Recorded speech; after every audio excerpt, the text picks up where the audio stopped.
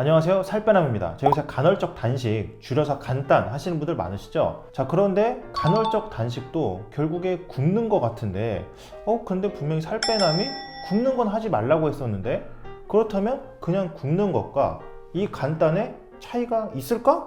있다면 과연 뭘까? 오늘 한번 알아보겠습니다.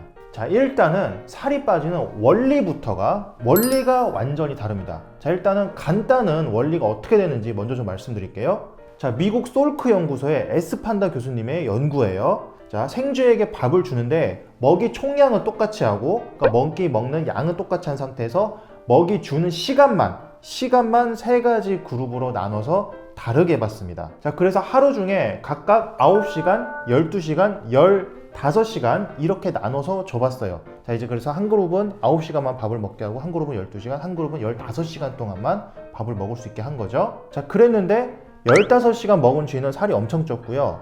9시간 먹은 쥐는 정상이었습니다. 자, 이 같은 실험을 다른 연구소들에서 사람에게도 해보니 같은 결과가 나왔어요. 즉, 먹는 양이 같아도 이 먹는 시간대를 줄였더니 살이 덜 쪘다는 겁니다. 자, 또 서울대학교 내분비내과 조영민 교수님의 그 저서 시간 제한 다이어트에 따르면 그 이유를 또 생체 시계에서도 또 찾고 있어요. 자, 이 생체 시계가 우리 몸에 영향을 준다는 거는 2017년도에 노벨 의학상을 타기도 했는데요. 자, 몸 안에 시계가 돌아가고 있고, 그 시계가 정하는 대로 몸의 모든 활동이 돌아갑니다. 따라서 먹는 것도 낮에 정해진 시간에 이렇게 좀 먹어야 되는데, 자, 시도 때도 없이 막 야식 먹고 이렇게 아무 때나 먹다 보면 호르몬 교란이라든지 이런 다양한 문제가 생기면서 살이 찔 수도 있다는 거죠. 자, 참고로 말씀드리면 여기서 말하는 낮은 저 태양이 떠 있는 낮을 좀 말씀드리는 건데요.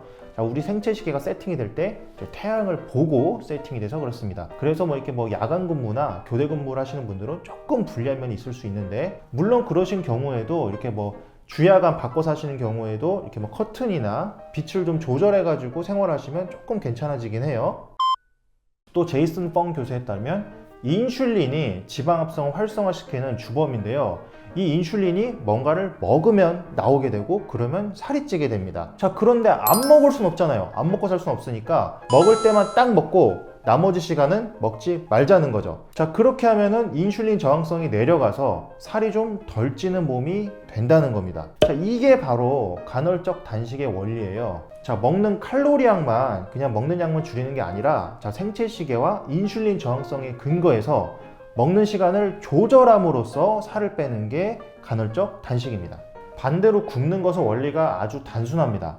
안 먹는 거죠. 자, 안 먹는 만큼 섭취 칼로리가 줄어드니까 그냥 그만큼 살이 빠지는 아주 단순한 원리입니다. 자, 이렇게 살을 빼는 원리부터가 완전히 다릅니다. 자, 간단은 생체 시계와 인슐린에 근거해서 살이 빠지는 건데요. 그렇기 때문에 먹는 칼로리 양은 똑같더라도 이 먹는 시간을 조절해서 살이 빠질 수가 있고요.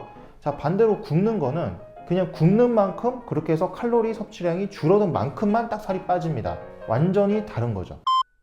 자, 원리만이 아니라 이 방법론적인 측면에서도 큰 차이가 있습니다.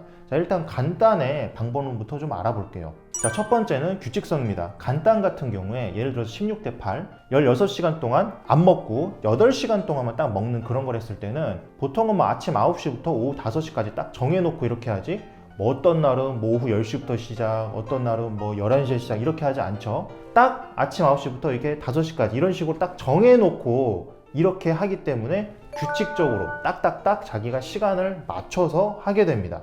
자, 두 번째는 계획성입니다. 간단은 미리 계획을 짜서 12대 12로 할지, 그럼 몇 시에 할지, 16대 8로 할지, 몇 시에 할지 이런 식으로 다 정해서 계획을 짜고 그 다음에 실천을 합니다. 자, 세 번째는 일관성인데요. 자, 간단은 생체 시기를 세팅하고 그렇게 해서 인슐린 저항성을 낮춰야 되기 때문에 일관적으로 오랫동안 해줘야 되고, 또 평생 동안 유지할 수도 있고, 또 실제로 그래야 되는 방법이죠. 자, 우리가 뭔가 습관이 들기 위해서는 꾸준하게 시간 맞추면서 보통 하시죠. 자, 예를 들어서 일찍 일어나는 습관을 들이고 싶다. 그렇다면은 매일 같은 시간에 시간 딱 맞춰 놓으시고 미리미리 이렇게 맞춰 놓고 그거를 오랫동안 유지하면서 몇 주, 며칠, 몇 달 이렇게 하시면서 일찍 일어나는 습관을 들이시잖아요. 마찬가지로 우리 몸의 인슐린 저항성이 낮아지기 위해서는 이렇게 일관적으로, 규칙적으로, 계획적으로 계속 해줘야 됩니다. 자, 이렇게 해야 우리 몸이 언제 인슐린 분비를 해야 되고 언제 하면 안 되는지 그걸 좀 기억하게 되고요. 자, 그러다 보면 엉망이 되었던 인슐린 분비가 다시 좀 조절이 되면서 정상으로 돌아오기 때문이죠. 그리고 사실 이렇기 때문에 간단을 겨우 며칠 했다고 효과가 확 나오는 게 아니고 꾸준하게 하다 보면 효과가 서서히 나타나게 됩니다. 자, 반면에 굶는 것은 위에 세 가지가 전부 없습니다. 그냥 단순하게 안 땡기면 안 먹고 그러다가 엄청 막 도저히 못 참겠으면 그러면 먹게 되고 그냥 그런 단순한 방식이죠. 그리고 이렇기 때문에 사실 폭식에도 굉장히 취약해서 별로 좋은 방법은 아닙니다. 여러분 아시겠지만 계속 굶다 보면 언젠가는 입이 터지게 되어 있고요. 그리고 한 번 터진 입이 그냥 막아지지 않죠. 목구멍까지 차오를 때까지 엄청나게 먹게 됩니다. 사실 굶는 거는 방법론적으로도 폭식에 굉장히 취약해서 좋은 방법은 아니에요. 물론 정말 우연하게 굶는 게 딱딱 맞아가지고 항상 같은 시간에 딱 굶고 나머지 시간에 딱딱 이렇게 정확하게 먹었어. 이게 우연하게 맞았다면은 간헐적 단식과 비슷한 효과가 나올 수도 있겠지만 사실 이거는 그 사지선 찍는 시험에서 아무 숫자나 막 찍었는데 우연히 다 맞았네? 그래가지고 100점이 나올 확률과 비슷하죠.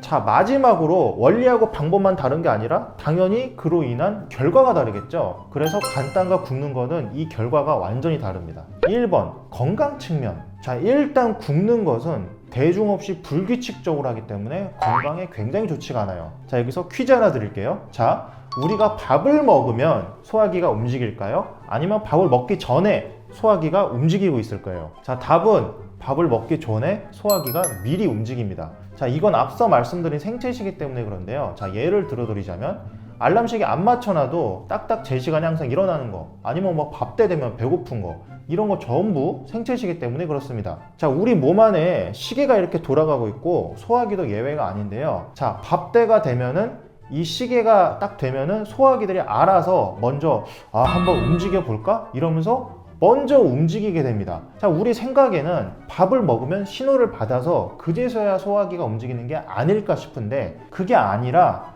시계가 돌아가고 있고 그 정해진 스케줄대로 소화기가 알아서 먼저 움직인다는 거죠. 그때 밥이 들어오는 겁니다. 자, 그렇게 소화기들 입장에서는 스케줄에 맞춰서 시간 맞춰서 딱딱 일하는데, 자, 그런데 여러분이 불규칙적으로 먹을 걸 준다면, 예를 들어 일하는 사람 입장에서는 일을 해야 되는데 일거리를 안 주고 또 쉬려고 그러니까 갑자기 일거리 주고 이런 식으로 아무 때나 막 주게 되면은 굉장히 일하는 사람 입장에서 힘들겠죠. 여러분 소화기도 마찬가지입니다. 불규칙적으로 먹게 되면은 소화기가 굉장히 힘들어지고요. 그럼 뭐 변비라든지 뭐 체한다든지 다양한 소화기 증상이 생길 수가 있겠죠. 그 외에도 굶다 보면 칼로리 섭취량이 극히 내려가니까 뭐 탈모가 생길 수도 있고 생리불순이 올 수도 있고 거기에 면역력도 내려가죠. 또 먹은 게 없다 보니까 기운도 당연히 없을 거고 먹는 게 없으니까 영양 부족도 생기겠죠? 그럼 당연히 영양 불균형 문제까지 같이 옵니다. 자, 반대로 간단을 보면은 칼로리 제한보다는 이 시간 제한을 하는 거기 때문에 영양 보충 뭐 잘해주면 될 거고요. 그리고 이렇게 단식 시간 중에는 오토파지, 즉 우리 몸이 스스로 치유해주는 효과까지 있기 때문에 오히려 건강이 더 좋을 수도 있습니다. 2번 다이어트 효과 측면. 자, 굶는 것은 초반에는 분명히 빠릅니다. 자, 근데 일단 문제가 그렇게 초반에 빠지는 거는 대부분 글리코겐이 소모되면서 같이 붙어있던 수분이 빠져나가는 거죠. 그래서 지방이 빠지는 게 아니라 보통 수분이 빠지는 거라서 요요가 오기 쉽습니다. 즉 지방이 빠지는 게 아니라 수분이 빠지는 그냥 일시적인 현상이란 얘기죠. 자, 거기에 더해서 뭐 며칠, 뭐 길면 1, 2주일 정도 거기까지는 잘 빠질 수도 있는데, 자, 뒤로 갈수록 오히려 보상 기전이 작동하면서 먹는 칼로리량을 거기서 더 줄이지 않으면 살이 잘 안 빠지게 돼요. 자, 거기에 지나친 절식으로 정신이 피폐해지다 보면 우리가 입이 터지는 그런 현상이 흔히 발생하게 되고 그러면 요요가 쉽게 오게 됩니다. 자, 어떻게 보면은 당장의 수입은 좋고 되게 돈은 잘 벌리는 것 같은데 이 뭔가 좀 불법적인 일을 하는 거라 뒷감당이 어려운 그런 좀 불법적인 일들, 그런 일을 하는 요런 느낌이죠. 자, 반대로 간단은 몸의 생체 시계를 세팅하고 인슐린 저항성을 기르고, 자, 이렇게 해서 시간이 좀 걸릴 수는 있습니다. 하지만 일단 발동이 걸리기 시작하면 오랫동안 유지도 할 수 있고, 자, 안정적으로 잘 빠질 수 있죠. 마치 되는 건 힘들고 가기는 힘들대 안정적인 수입을 얻을 수 있는 뭐 공무원이라든지 뭐 은행원이라든지 이런 안정되고 좋은 합법적인 직장을 얻는 것과 비슷하죠. 구독과 좋아요를 누르면 요요가 안 올지도. 자, 이렇게 해서 오늘은 간단과 굶는 것의 차이에 대해서 한번 좀 알려드려 봤는데요. 자, 일단 빠지는 원리가 다르고 그 다음에 하는 방법이 다르고 당연히 그러다 보면 마지막으로 결과까지 다르다는 거를 좀 말씀드렸어요. 자, 물론 간단히 완벽하진 않아요. 속도가 빠르진 않기 때문이죠. 자, 먹는 칼로리량도 뭐 똑같고 먹는 음식 종류 똑같고 먹는 시간만 조절하는 거기 때문에 단계적으로 되고 절대 빠르다고 할 수는 없습니다. 따라서 뭐 당장 웨딩 촬영해야 되거나 뭐 여행 가야 되거나 이렇게 데드라인이 있으신 분들은 조금 안 맞을 수는 있어요. 하지만 특별히 뭐 데드라인이 없거나 요요가 안 오길 바란다거나 건강에 좋은 걸 찾는다거나 유지 가능한 다이어트를 찾는다, 그렇다면 간단히 더 좋은 방법이 될 수 있을 것 같습니다. 또 구체적으로 간단을 하시는 방법은 제 다른 영상을 참고해 주시면 되는데, 정말 단순하게만 그냥 말씀드리자면은 16대 8, 16시간 동안 안 먹고 8시간 동안 먹는 게 가장 무난하고요. 이렇게 하시려면은 자, 아침 9시, 점심 1시, 저녁 4시, 자, 이런 식으로 드시면 딱 8시간 동안만 먹을 수 있게 되고요. 자, 이렇게 3끼만 딱 먹고 그 중간에 간식을 드시면 안 되고요, 당연히. 그리고 안 먹는 시간대에는 일단은 원래는 물만 됩니다. 근데 뭐 제로콜라라든지 차라든지 이렇게 아예 칼로리가 없는 음료까지는 괜찮아요. 또 마지막으로 생체식의 조정을 위해서 수면을 규칙적으로 해주셔야 되는데, 당연히 오후 10시쯤에는 좀 잠들어서 한 8시간 동안은 자주는 게 굉장히 좋겠죠. 자, 이렇게 해서 오늘은 간단을 한번 알아봤고요. 여러분 유익하셨다면 구독과 좋아요 부탁드립니다. 이상 여러분의 다이어트 가이드 살빼남 그리고 브로콜리였습니다. 감사합니다.